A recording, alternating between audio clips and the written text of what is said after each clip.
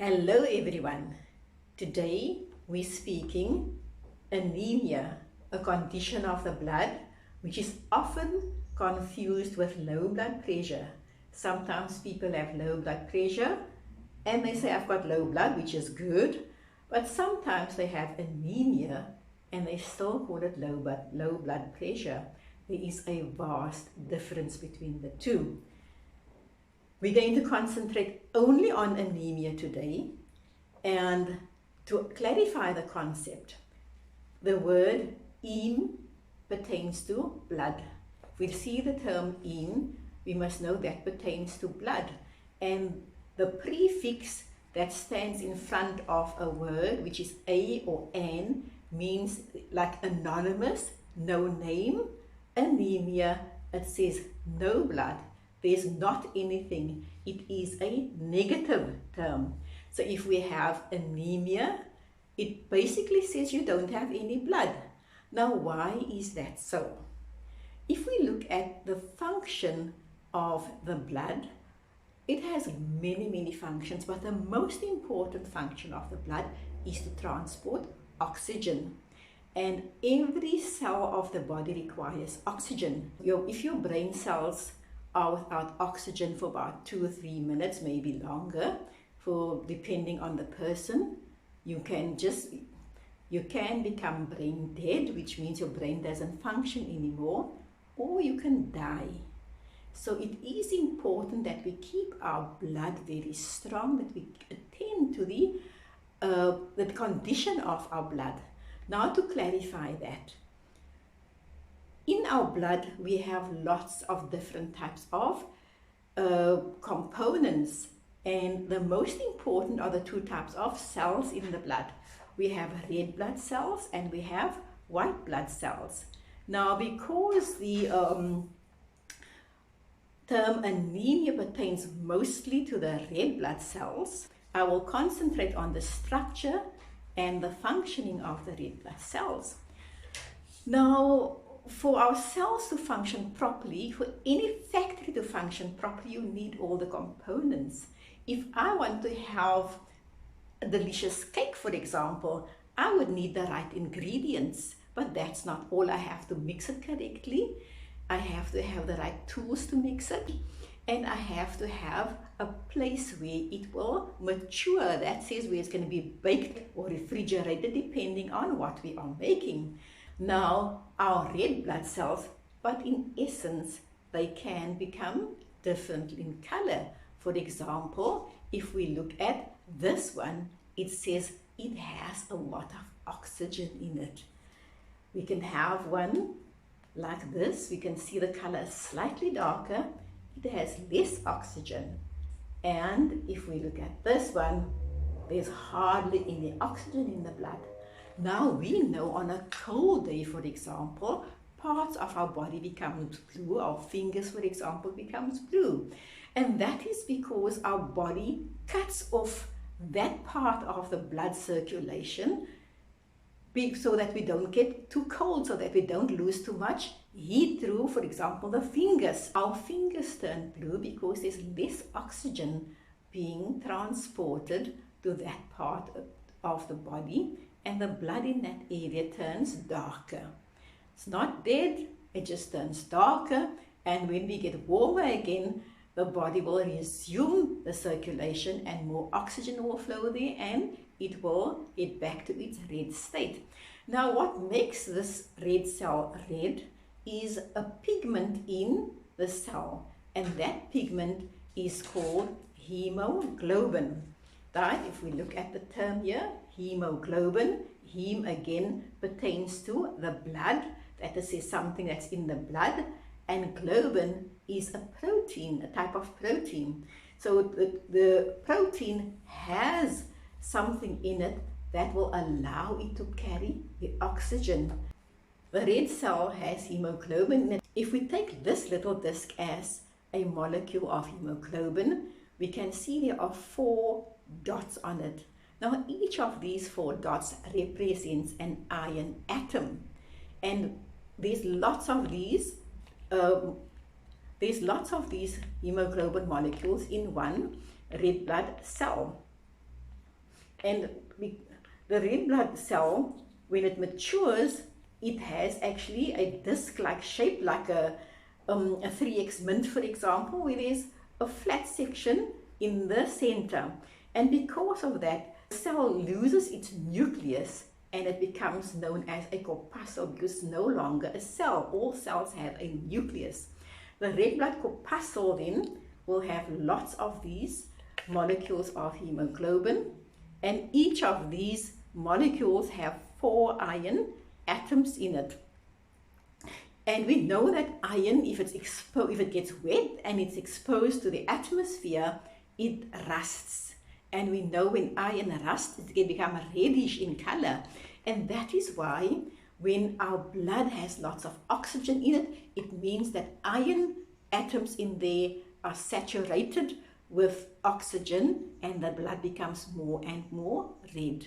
The mechanisms of keeping the blood strong is making enough red blood corpuscles. We must also have enough hemoglobin in each of these red blood corpuscles.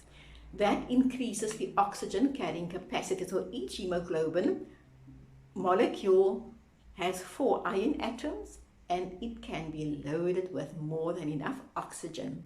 Now, how do we get that iron in the body?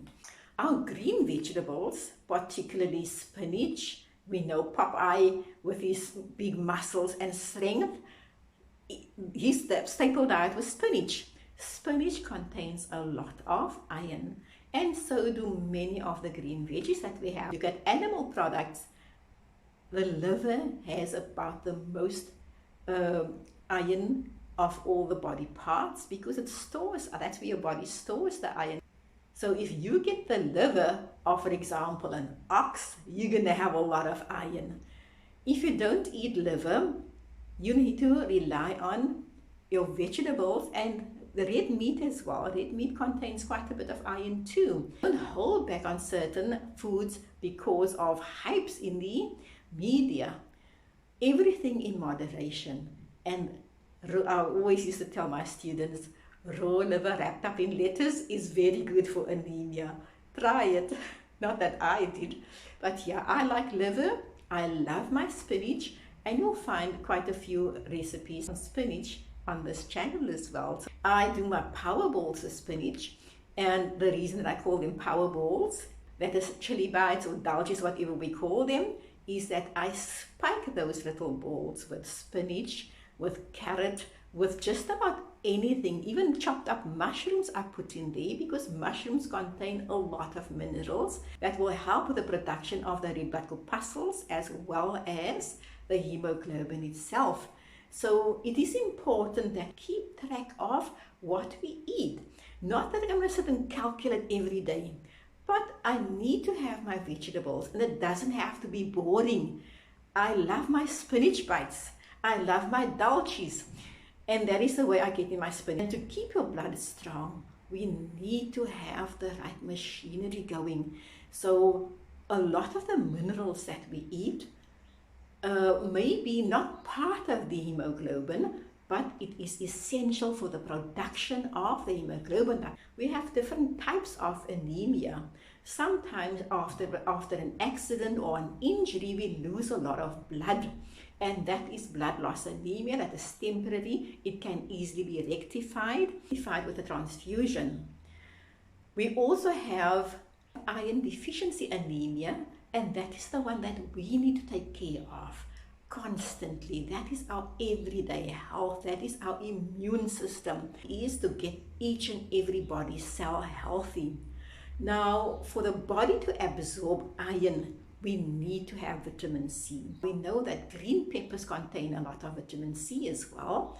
So what I do is I chop up my green peppers finely, and I put quite a bit of it in my dulces or kale, spinach. Quite a few of the vegetables contain a little bit of vitamin C. And to be very sure that you get enough vitamin C, take a supplement. You cannot harm yourself with vitamin C because the body will excrete the extra. So don't take too much at a time. No more than 500 milligrams at a time. If you need to have more than that, vitamin C per day, spread it throughout the day. Vitamin C drives a whole lot of our functioning mechanisms in the body. The sources of our vitamin C is so nice. For example, our strawberries, kiwi, guava, and can't we make in this winter a lovely guava stew and have it with custard? Then we can be sure that we have our calcium in as well, because calcium plays a major role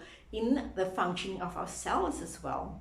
So we do not have to suffer anemia and say I've had it for all this time. If it's iron deficiency anemia, then at least get in that iron, get in that vitamin C, and see that your body produces enough hemoglobin, that your red cells are healthy, and that there are enough of them.